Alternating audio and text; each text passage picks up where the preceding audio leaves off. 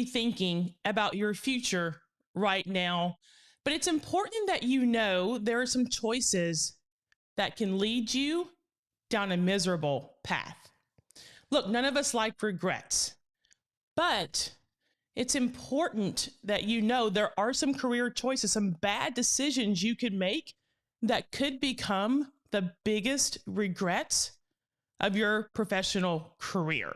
So take it from somebody who's been through it so that you don't have to learn the hard way. I'm Cicely, and this morning in this video, we're going to talk about 4 career choices, 4 decisions that you will regret if you make them. So I see we have some folks joining us live this morning. Thank you for being here. I'll get to your questions and comments in just a moment. If you're watching on the replay, then listen, drop me a comment below. I'd love to hear your thoughts about these choices. And if you are new to my videos, I'm here live every Monday and Thursday morning at 9:30 a.m. Eastern, offering you career tips and strategies to skyrocket your career growth, the same strategies I've used in my career. And listen, I'm so passionate about these strategies that I even just wrote a book about them. So please know that I get a little energized and worked up when I talk about them, but I am here every Monday and Thursday. I hope you will join me for these career conversations that we're having. Okay, so right now you're probably thinking, 4? Why did she choose 4? Yes, my list of career choices to avoid is long. It is very long. It is much more than 4, so I'm going to give you that. However, I chose these 4 because I'm coaching individuals through these situations as we speak. Literally had a coaching call on Tuesday, one last night, for people who are kind of struggling with some of these decisions in their careers. So if you're wondering what else is on that long list of career choices, maybe I'll do some future videos on those. But for this morning, let's focus on these 4 because I think they are timely for a lot of you. So grab your pen and paper. Let's take some notes. Number 1, the number 1 career choice you want to avoid is staying in a soul-sucking, oh my God, I actually feel that as I say it, a soul-sucking job for money. One step further from that, don't take a job for money. Now, I've done both. I've taken a job for money and I left within a year because I was absolutely miserable. It is a huge regret that I had, that I lost that much time in my career. I have stayed in a soul-crushing job because I should have left before then. So if you stay in for the money, now I'm not suggesting, please know, I'm not suggesting that you just up and leave because I know you've got to provide for your family. What I'm suggesting is if you are there only for the money, that is a telltale sign. It is time for you to go and start looking for something else. And like I said, I have a client who's in a toxic work environment right now, working through some things on a call last night, and you know when it's time to go. So that's the point. Don't stay in a soul-crushing job just for the money, and be careful taking jobs just for the money. If you're not enthused about the responsibilities, if it's not your life's calling, then that is something you should pay attention to. All right, number 2. Number 2 is one I probably have coached hundreds, if not thousands of people through. Number 2, avoid taking career advice from the wrong people. Now you may say, well, that's obvious. It's actually not. Again, I can tell you story after story of people who've sought my advice, and they say to me, well, I talked to a friend of my parents and they told me, I shouldn't take that job. They told me all the negatives about it. Or I've had, most of the time I have people who say, well, I talked to a senior partner in a law firm and they told me, going to law school was the biggest mistake they ever made. And then of course there's well, I talked to my boss or I talked to my friend and I don't know, they're making me question my choices. And I will tell you, I literally almost just hold my head because I say to them one simple question. Are the people you talking to, are they miserable in their life and in their careers? And then I get dead silence. And then I always get, yeah, they did have a lot of negative feedback and yeah, they're not really positive people. Yeah, they're kind of miserable people. And I'm like, why are you listening to them? Why? Don't take advice from people who are miserable in their life and in their career. They're just projecting on you. And yes, when I have these conversations with individuals, I literally can tell you so many stories. I always say to them, look, take everybody's advice with a grain of salt, even my own. You know what your purpose is. You know what gets you up in the morning. You know what you're inspired to do. Follow that gut instinct. Don't follow everybody else's advice, and don't worry about what everybody else thinks. So number 2, stop taking advice from the wrong people. They will only lead you down a miserable path because they are miserable themselves. Number three, I get really worked up about because so many of you avoid applying for a job because you do not meet all the qualifications. Please hear me when I say you do not have to meet all the qualifications to apply for a role that you want. You've heard me say in these videos, if you've been following my videos over the past 15, 16 months, I've never met all the qualifications for a job. But as we talked about in our last video on Monday, I know what I bring to the table. I know my value. I know I can walk in any interview, or even if I'm already in the company, any promotion, I know I can articulate what I bring to the table that no one else does. I know my value. I know my differentiators. That is what you need to learn and be able to articulate for you to go for a role or a promotion or something else where you don't meet all the qualifications, but don't let that deter you. Please don't let that deter you. There are ways to still get that role that you want, as long as you know and how to articulate the value and the asset that you would be in the role that you want. Number 4, avoid the belief that there's one perfect job for you. There's not one perfect job for you. Your interests are going to change over time. Your skills and your talents are going to evolve over time. If you would have asked me years ago, my perfect job was being a prosecutor. You even heard us joke previously in Monday's video that I thought I was going to be the first African-American Supreme Court justice. That was my perfect job. But can I tell you, over the years, as I moved from the legal field into politics and from politics to business, I am so blessed that I've loved the responsibilities of every job I've been in, even if I've had some crazy people in some of those work environments and some of those places. But I realized there's no one perfect job because my interests have changed. They've evolved. And guess what? Yours will as well. So if you're waiting for the perfect opportunity to be packaged just the way you think, you're missing out on some amazing opportunities because you didn't think they were the perfect job for you. How do you know that? How do you know that? If you are in one of these 4 situations, or if you know someone who is, listen, drop me a comment. I'd love to know what you think about these 4.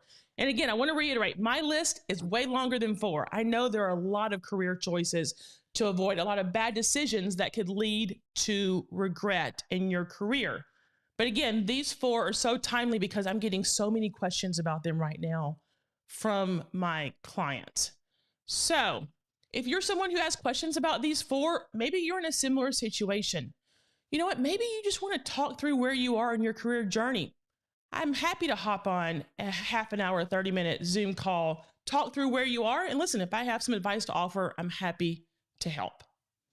If you found value in this video, drop me a comment below, like the video. I'd love to know. Again, are you in one of these 4? Do you know someone who's in these 4? Or maybe there's something else you want to bring up? Drop me a comment below. If you know of someone who would benefit from hearing this message, feel free to share this with them. I will link to the training that I mentioned on Monday where we talked about what you bring to the table, where we talk about the value that only you can provide. I'll link to that below. I'll also link to some additional free resources for you that I encourage you to take advantage of. All right. I can see the comments are coming in as I've been talking, so let's jump into those. Wow, these are great. I'm behind. I got to catch up here. Hey, good morning, Claudia. Thank you for being here this morning. I appreciate it. Hey, Robin, good morning. Great to see you live on LinkedIn. Oh, you're joining me from LinkedIn. Awesome. Randy, good morning. I think many of us have learned the hard way. Oh my gosh, Randy, we so have. I tell people, I'm like, the stories, we've all learned the hard way, that's for sure. So listen, that's why, people say, why do you do these videos? Because if I can offer you tips and tricks and strategies that can help you shortcut your learning process and not learn the hard way, then, as one of my friends said, it's selfish not to share that information if you know it can help someone. Good morning, Eileen. Hey, thanks for being here. Awesome. Eileen, I purchased your book. It's fantastic. Eileen, thank you for that. I'm so excited about this book. It's been an amazing sort of launch week for the book. So I've had a hard time sleeping this week. It's been, it's just been one of those surreal kind of, oh, Robin, you received the book. Oh, awesome. So look forward to reading it. I'll be curious to know what you think, Robin. There's some stories in there from my time in politics and business that I'll be curious to hear what you say. Randy says, oh goodness, staying in a job for the money starts with dealing with the fear of no paycheck. It's nearly impossible to be passionate about a job with a toxic work environment. Randy, that is so true. The client I talked to last night, soul crushing is putting it lightly. They just want out. And they don't know how to get out. So that's what we're working through right now is I need to make a change. I don't know how to make that change. But you're right. It is, this person's not inspired. They're not passionate. They can do nothing but just think of how miserable they are. Oh, great. Thanks, Eileen. Great advice. Now, Eileen, you know this more than anybody. I agree. You should apply for jobs even if you do not fit every qualification. Eileen, you know that well because you coach a lot of people on how to get hired rapidly, and you know exactly what it means to apply for a job where you don't meet all the qualifications. So I know that is that's right up your alley. There's no such thing as a perfect job. There's no such thing. Oh, interesting. There's no such thing as a perfect company. There's no such thing as a perfect candidate. There's no such thing as perfect. Okay, listen, if you're watching this live, write this down. I'm going to leave it on the screen. If you're watching this on the replay, write this comment. I'm going to bring it back up, screenshot this, write this down, because that is your golden piece of advice right there that Eileen is sharing. That is so true. Randy says the same thing. The perfect job changes as we change over time. Absolutely. I completely agree with you. Like I said, I've loved being a lawyer. I loved being, a Capitol Hill staffer. I've loved being a lobbyist and working with different businesses. So you're right, Randy, we do evolve and change and our job changes over time. Hey, Chris, good morning. I think in school, we are sometimes encouraged to not focus on what genuinely inspires us and instead the big name job with a paycheck. I fell into that trap in college. Interesting. I fell into that trap, Chris, probably my third job, I fell into that trap. So I think you are, I'm going to bring that back up just so people can see that again. I think you're exactly right.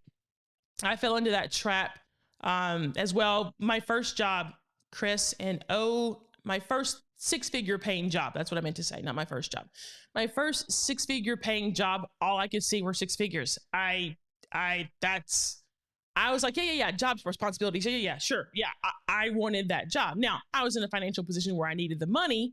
And I'll make it work was my thought. I'll make it work. I just need the paycheck. I've never made six figures before. Wow, what would that be like? And I just became enamored by the paycheck and the dollars. And then I got there. And Chris, you're so right. We sort of focus on the big name job. And I got there and the boss was a total drama queen. Couldn't even get the work done every day for the gossip. And he said, and she said, and I literally went to her one day and I said, when do you work? I said, with all due respect, I didn't come here for the gossip and the drama. I came here to learn some new skills and to do a job. And she took that conversation better than I thought. But I just was like, I have to say something because everybody here is miserable. It was a 7-person office. So it was a small office. But the drama and the gossip just filled the room every single day. And it was just, you know what? One thing I learned, Chris, there's no amount of money to keep you in that trap. There is no amount of money that can make you happy in that situation. And so six figures became, it's not worth it. It's not worth it. So I actually took a pay cut to leave that job because I had to get out. So I could not agree with Chris. I like the way you phrased it, the trap. I think the trap is spot on. I could not agree with you more. You see if there are other comments coming in. Again, I'll link to free resources below and the additional training we did on Monday about knowing your value, knowing that your self-worth and your identity is separate. You got to pull those apart from your job and how to start to really establish your personal brand and your differentiator. So I will link to that below because I think that plays into this conversation as well. If you're saying, well, Cicely, what am I going to go do? That's a conversation we should have.